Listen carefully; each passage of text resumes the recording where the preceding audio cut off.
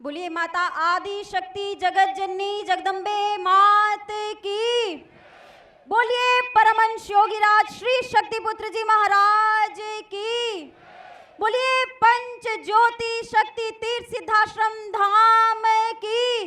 बोल साचे दरबार की। मंच पर आसीन हम सभी के आराध्य परम पूज्य गुरुवर के चरणों में कोटि कोटि नमन करते हुए, पूजनीय शक्तिमयी माता जी के चरणों में कोटि कोटि नमन करते हुए, अखिल भारतीय कार्यकर्ता बैठक 2022 के द्वितीय चरण में उत्तर प्रदेश के प्रथम चरण के उपस्थित समस्त कार्यकर्ताओं को, गुरु भाइयों को, गुरु बहनों को एवं नए माँ के भक्तों को हम केंद्रीय कार्यालय के कार्यकर्ताओं की ओर से सादर जय माता की, जय गुरुवर की।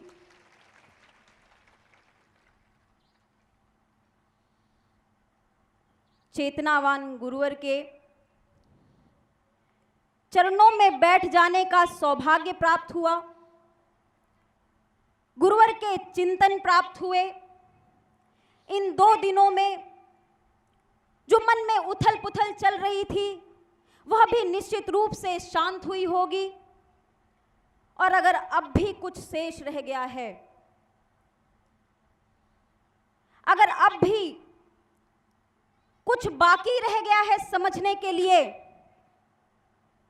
तो केवल इस मंच की ओर निहार लें, परम पूज्य गुरुवर की ओर निहार लें और केवल एक भाव समर्पित कर दें कि गुरुवर अब सौंप दिया इस जीवन का सब भार तुम्हारे हाथों में, सारे सवालों के जवाब प्राप्त हो जाएंगे। जीवन में गुरु के मोल क्या होते हैं? गुरु वह प्रकाश है जो जीवन के हर अंधकार को दूर कर देता है। वह कैसा भी अंधकार हो, भौतिक का हो, आध्यात्मिक का हो, वह सभी अंधकार दूर कर देता है। मगर उसके लिए गुरु का मोल समझना आवश्यक है, नहीं तो वही बात हो जाएगी कि अगर हम अज्ञानी हैं तो कोई हाथ में हीरा भी पकड़ा के चला जाएगा तो उसे पत्थर समझ के फेंक देंगे। इसीलिए गुरु का मोल समझना बहुत आवश्यक है।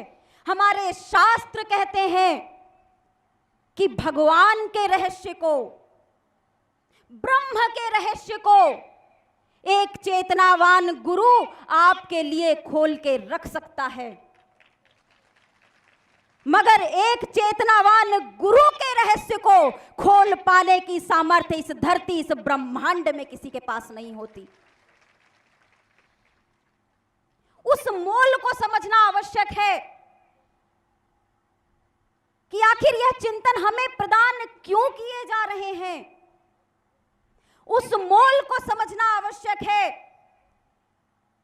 कि जिसके पास सब कुछ है, जिसे किसी चीज की आवश्यकता नहीं, जो काम क्रोध लोभ मोह से बहुत ऊपर है, जिसे स्वयं समाधि का ज्ञान प्राप्त है, जिसने स्वयं माता आदि शक्ति जगत जननी जगदम्बा के दर्शन प्राप्त कर लिए हैं, जिसके हाथों में प्रलय है, जिसके हाथों में निर्माण है, जो चाहे वह कर सकता है, वह आज इस धरा पर आकर के सामान्य रूप में हमारे बीच में बैठा है। आप समझिए यह कितने सौभाग्य की बात है। यह साधारण बात नहीं है, यह युगों युगों में घटने वाली एक घटना है।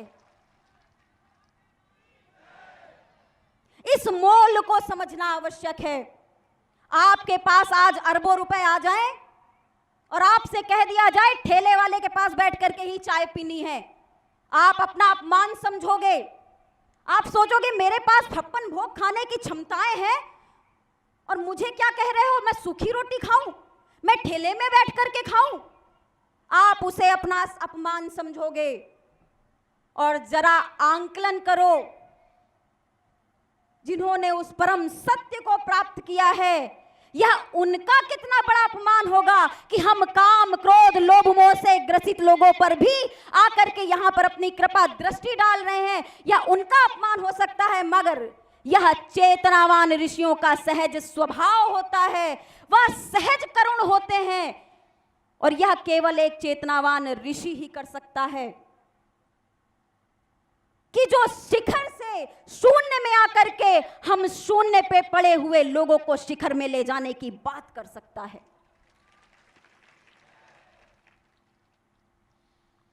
हम साधारण अभियान के अनुयायी नहीं हैं, हमने युग परिवर्तन का लक्ष्य ठाना है। ऐसा क्या मांग लिया आपसे? क्या आपसे आपकी जान मांगी? क्या आपसे आपका परिवार त्याग करने की बात कही? क्या आपसे कहा कि अपना सर्वस्व त्याग दो? ऐसी कोई बात नहीं कही।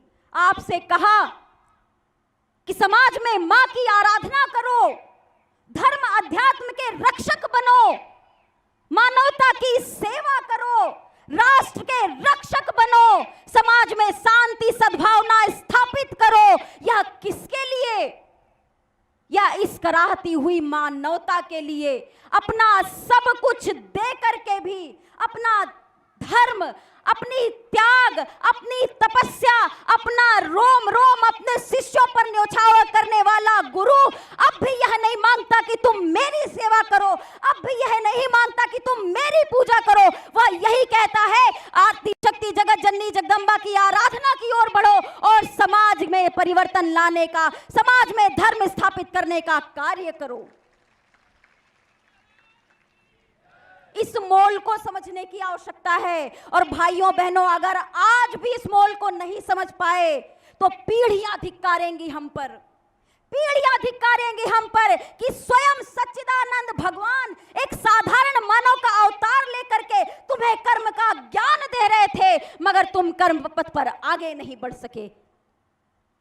गौरव बनो अपनी पीढ़ियों का, गर्व करे वो आने वाली पीढ़ियां हम पर कि हमने एक चेतनावान ऋषि के इस यज्ञ में अपनी आहुति डाली थी। जैसे हम गर्व करते हैं अपने पूर्वजों पर, अपने ऋषियों मुनियों पर। आज गुरुवर हमें एकता के सूत्र में पिरोना चाहते हैं। आज गुरुवर चाहते हैं कि हम सिर्फ एकजुट हो जाएं, क्योंकि एकता की ताकत को कोई तोड़ नहीं सकता। बचपन से वह कहानी हमने सुनी है कि एक पिता के 4 पुत्र थे।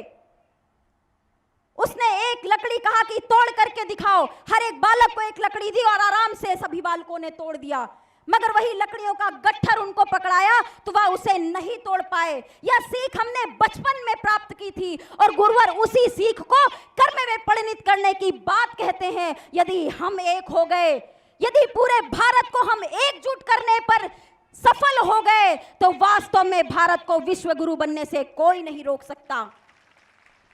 इस बात को समझो जो कल गुरुवर ने भी अपने चिंतन में कहा कि जातिगत चीजों में मत बटो।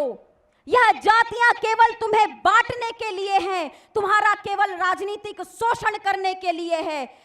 और इसका सबसे बड़ा उदाहरण है, आप जानकारी लेकर के देखो, सर्च करके देखो। 1901 में भारत देश में 1100 जातियां थीं। 1931 में 4500 जातियां हो गई और 2011 का सर्वे बताता है कि आज भारत देश में 15,500 जातियां हैं और यह केवल और केवल राजनीतिक रूप से आपको बांट करके आपका वोट बैंक लेने के लिए है। इस रणनीति को समझना होगा। यह बांटो और फूट डालो और राज करो की राजनीति को समझना होगा। और यही समझाने के लिए परम पूज्य योगी राज श्री शक्ति पुत्र जी महाराज हम आप सभी को उस धर्म की यात्रा की ओर ले जा रहे हैं। हम आप सभी को आगे बढ़ना होगा।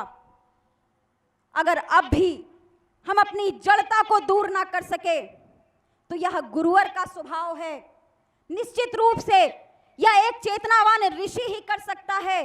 आपके घर में यदि कोई चोरी कर ले, आपके घर में यदि आपको पता चल जाए कि फला व्यक्ति ने चोरी की है या हमारे घर में गलत निगाह डाली है, आप उससे जीवन भर बात नहीं करोगे। आपके यहाँ किसी भी पड़ोस में चोरी होगी, आप उसी का नाम लगाओगे, उसी व्यक्ति ने किया होगा। आप उसका जीना हराम कर दोगे, आप उससे प्रतिशोध लेने पर लग जाओगे। मगर यह जानते हुए भी कि मेरे इस शिष्य ने मेरी विचारधारा का उल्लंघन किया है, यह जानते हुए भी कि मेरे इस शिष्य ने गुरुद्रोह किया है, यह जानते हुए भी कि यह शिष्य कहीं ना कहीं विचारधारा से लोगों को भड़काने की कोशिश कर रहा है, बार बार क्षमा करने की सामर्थ्य केवल एक चेतनावान गुरु और एक चेतनावान ऋषि में ही हो सकती है। मगर इसकी भी एक सीमा होती है। किसी के सहज स्वभाव का अनावश्यक लाभ नहीं उठाया जा सकता। जैसे कहा जाता है कि भगवान रूठ जाएं तो गुरु भगवान को आपके लिए मना सकता है, मगर यदि गुरु रूठ गए तो भगवान में भी सामर्थ्य नहीं कि उसे मना ले। इस बात का एहसास होना चाहिए, इस बात का भय होना चाहिए कि कहीं ऐसा न हो जाने कितने कर्मों के सौभाग्य के बाद यह चरण मिले हो और एक छोटी सी न्यूनता के लिए, छोटे से सुख के लिए इन चरणों से दूर हो गए। क्योंकि यदि इन चरणों से दूर हो गए तो दुनिया में कहीं और ठिकाना नहीं मिलेगा, दुनिया में कहीं और लाभ नहीं मिलेगा। आइए सभी चीजों को भुला करके, जो बीत गया सो बीत गया, आज अपने परम आराध्य के सामने, जिनसे हमने गुरु दीक्षा प्राप्त की है, जो हमारे गुरु हैं, जिनकी मात्र कृपा ही हो जाए तो सब कुछ प्राप्त हो सकता है। दोनों हाथों को उठा करके संकल्प लीजिए कि हे गुरुवर, हम आज आपके चरणों में संकल्प लेते हैं, पूर्ण नशा मुक्त, मांसाहार मुक्त, चरित्रवान जीवन जीते हुए तीनों धाराओं के प्रति समर्पित रहेंगे और आपकी इस ऊर्जा को जन जन में फैलाने का कार्य करेंगे। आगे से कोई भी गलती नहीं होगी गुरुवर, बस आप अपनी कृपा बरसाए रखिए, अपने चरणों से कभी हमें दूर मत करना। इस संकल्प को भूलना नहीं और अपने क्षेत्र में जाकर के मिलकर के एकता के साथ बिना बटे हमें अपने क्षेत्र में कार्य करना है। आप सभी को सुख शांति समृद्धि प्राप्त हो, गुरुवर की पल पल कृपा प्राप्त हो, आशीर्वाद प्राप्त हो, माँ की ऊर्जा तरंगे प्राप्त हो। इन्हीं कामनाओं के साथ गुरुवर के चरणों में कोटि कोटि नमन करते हुए एक बार पुनः यहाँ उपस्थित भाइयों बहनों को जय माता की, जय गुरुवर की।